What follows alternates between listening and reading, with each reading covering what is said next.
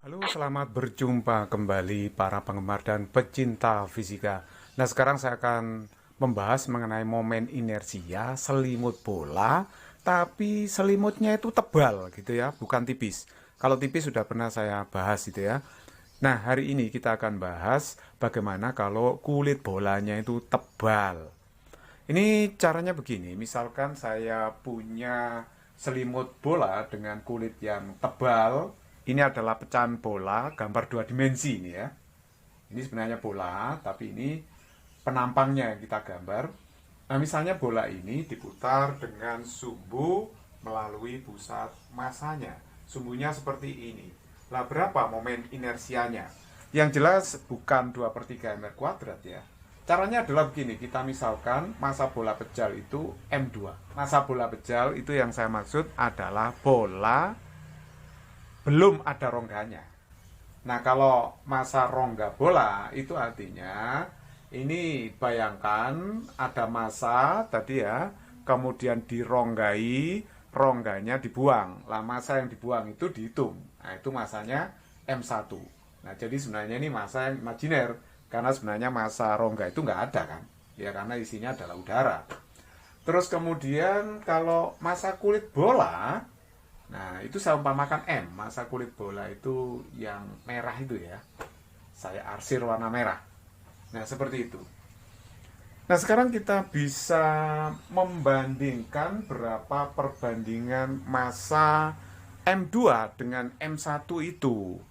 Jadi kalau saya bandingkan M2 dengan M1, massa itu kan rho kali V ya. Jadi ini rho V2, ini rho V1 dengan asumsi bahwa bendanya homogen. Jadi rho-nya sama.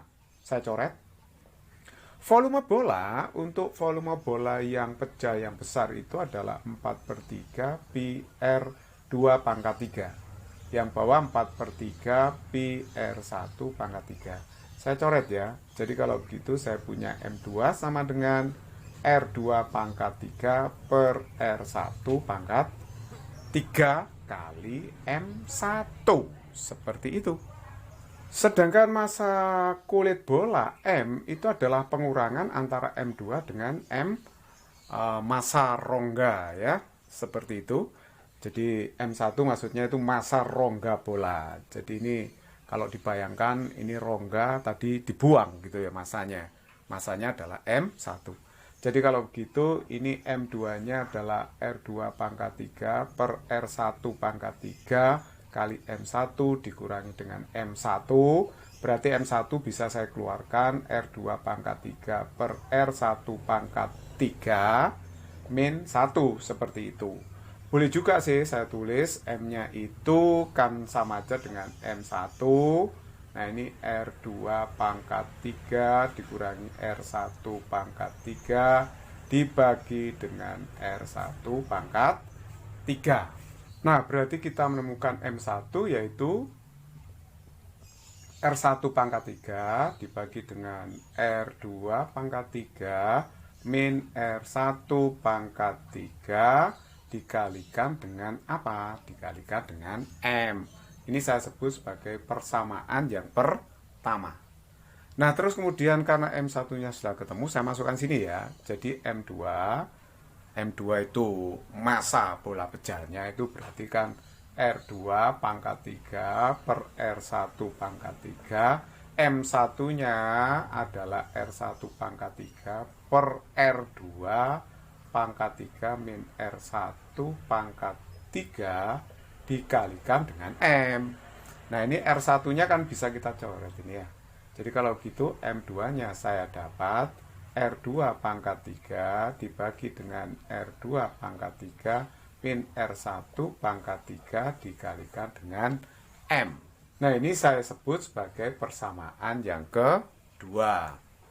Nah, kalau kita menghitung momen inersia dari bola yang berkulit tebal ini, berarti kan momen inersia dari bola pejal utuh dikurangi dengan momen inersia rongganya itu.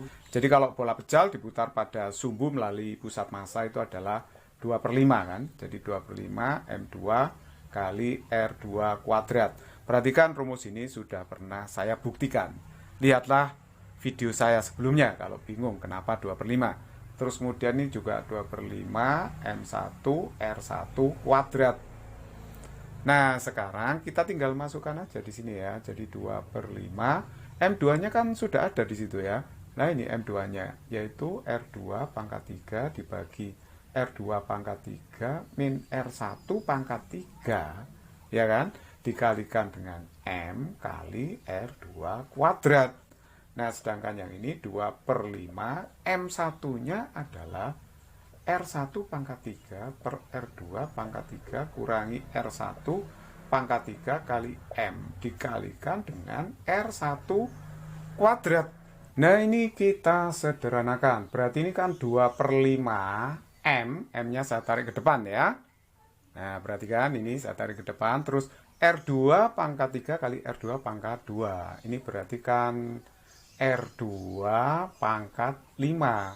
Ini dikurangi dengan ini kali itu. Berarti R1 pangkat 5 dibagi dengan, ini sama kan?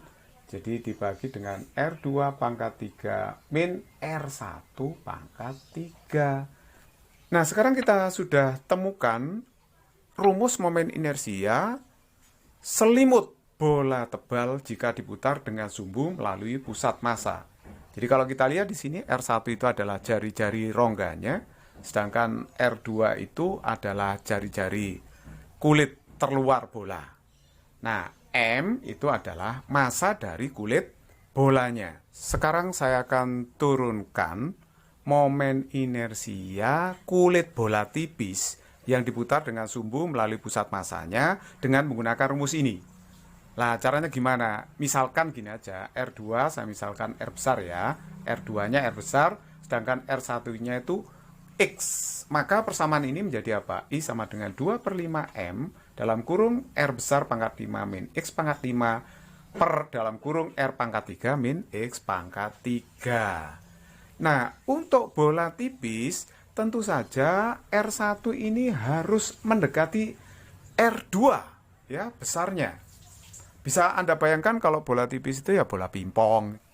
Nah, kalau kita ingin menghitung momen inersia kulit bola tipis dengan sumbu putar melalui pusat massanya, maka kita ambil X-nya itu mendekati R ya. Jadi kita ambil begini, I itu 2/5M limit. Nah, kita ambil limit X mendekati R dari ini, R pangkat 5 min X pangkat 5 per R pangkat 3 min X pangkat 3. Nah, kalau kita teruskan ini 2/5M, limit X mendekati R dari fungsi ini, ya kita pakai dalil de Hospital aja ya. Jadi kita turunkan yang atas, ini 0 diturunkan, variabelnya X ya. Jadi 5X pangkat 4, sedangkan yang bawah ini turunkan 0, min ini turunkan X pangkat 2, seperti itu. Dengan mengisi nanti X-nya diisi sama dengan R ya. Jadi kalau gitu ini 2/5M, min ketemu min, habis plus ya. Jadi ini 5/3. Nah, terus kemudian X pangkat 4, berarti ini kan R pangkat 4 dibagi dengan R pangkat 2, seperti itu. Nah, kalau kita teruskan, ini berarti dapatnya berapa? Kan 5-nya dicoret, jadi ini dapatnya 2/3 MR kuadrat. Jadi momen inersia I sama dengan 2/3 MR kuadrat itu adalah momen inersia kulit bola tipis yang diputar dengan sumbu putar melalui pusat massanya. Rumus ini sebenarnya sudah pernah saya turunkan di video saya sebelumnya, tapi pakai integral diferensial.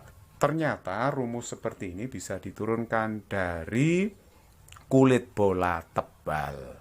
Okay, it's very easy problem, not complicated.